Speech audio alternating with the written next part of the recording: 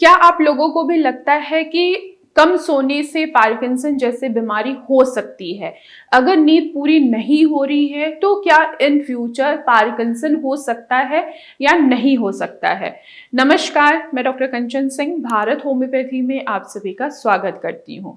और आज मैं इस वीडियो में बात करने वाली हूँ कि क्या कम सोने से या नींद पूरी ना होने से पार्किंसन हो सकता है या नहीं हो सकता है। पार्किंसन एक ब्रेन डिसऑर्डर है, यानी कि ये क्रॉनिक न्यूरोलॉजिकल डिसऑर्डर है। हमारे ब्रेन के जो सेल हैं वो धीरे धीरे जब डैमेज होने लगते हैं तो डोपामिन की कमी होने लगती है।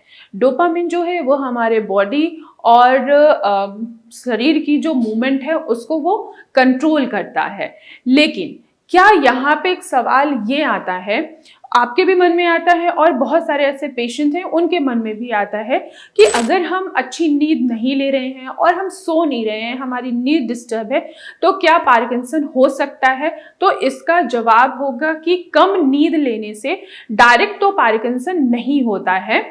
अब अगर आप नींद कम ले रहे हैं तो इसके साइड इफेक्ट आपके शरीर में कैसे दिख सकते हैं? जब आप नींद कम लेते हैं तो जो ब्रेन के सेल हैं उसमें क्या होता है कि उसमें टॉक्सिन जमा हो रहा है, जिसकी वजह से जो डोपामिन न्यूरॉन्स होते हैं वो धीरे धीरे डैमेज होने लगते हैं और पार्किंसन जैसे सिम्टम्स हमें दिखने स्टार्ट हो जाते हैं। कई बार पार्किंसन सिम्टम्स हमें अर्ली डायग्नोस हो जाते हैं, जैसे कि अगर आप कम नींद ले रहे हो और सो ही नहीं रहे हो, बहुत ज्यादा स्ट्रेस ले रहे हो, आपको नींद बिल्कुल नहीं आ रही है, तो इससे क्या होगा, जो डोपामिन सेल है वो धीरे धीरे कम होने लगते हैं। फिर आपको कुछ अर्ली साइन और सिम्टम्स देखने को मिलता है, जैसे कि नींद में आप बड़बड़ा रहे हैं, नींद में आप हाथों पैरों को मार रहे हैं, जैसे कि इंसोमेनिया हो गया। तो ऐसे कंडीशन में हम कह सकते हैं कि आगे चल के आप पार्किंसन के पेशेंट हो सकते हैं अगर आप प्रॉपर नींद नहीं ले रहे हैं तो। लेकिन डायरेक्ट देखा जाए, अगर नींद की कमी है तो डायरेक्ट डोपामिन की कमी तो नहीं होगी, लेकिन अगर आप बहुत ज्यादा स्ट्रेस ले रहे हो और रेगुलर बेसिस पे नींद पूरा नहीं कर रहे हो, एटलीस्ट 6 से 7 घंटे की नींद नहीं ले रहे हो, तो जैसे जैसे आपकी एज बढ़ती जाएगी वैसे वैसे आपके डोपामिन जो सेल हैं वो धीरे धीरे कम होते चले जाते हैं।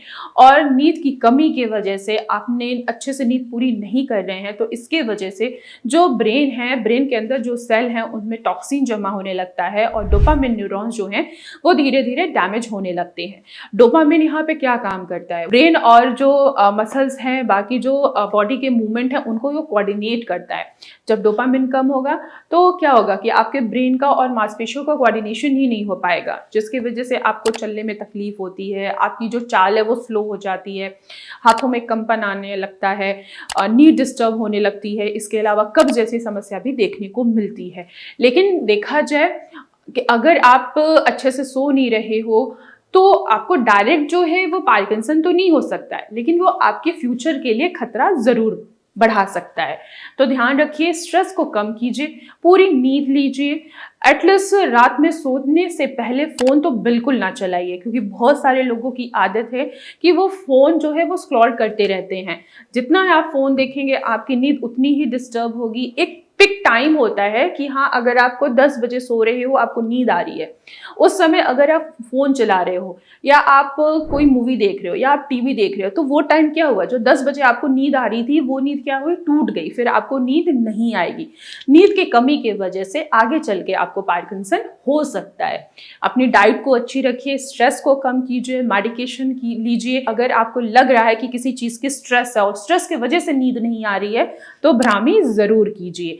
इससे क्या होगा कि आपका स्ट्रेस का जो लेवल है वो थोड़ा सा कम होगा, नींद अच्छी आएगी और जो डोपामिन के सेल हैं वो डिस्ट्रॉय नहीं होंगे, ब्रेन के जो सेल हैं उसमें टॉक्सिन जमा नहीं होगा, जिससे आप आगे चल के पार्किंसन के पेशेंट नहीं बनेंगे। तो आज की वीडियो में बस इतना ही, फिर मैं मिलूंगी नेक्स्ट वीडियो में, तब तक के लिए धन्यवाद।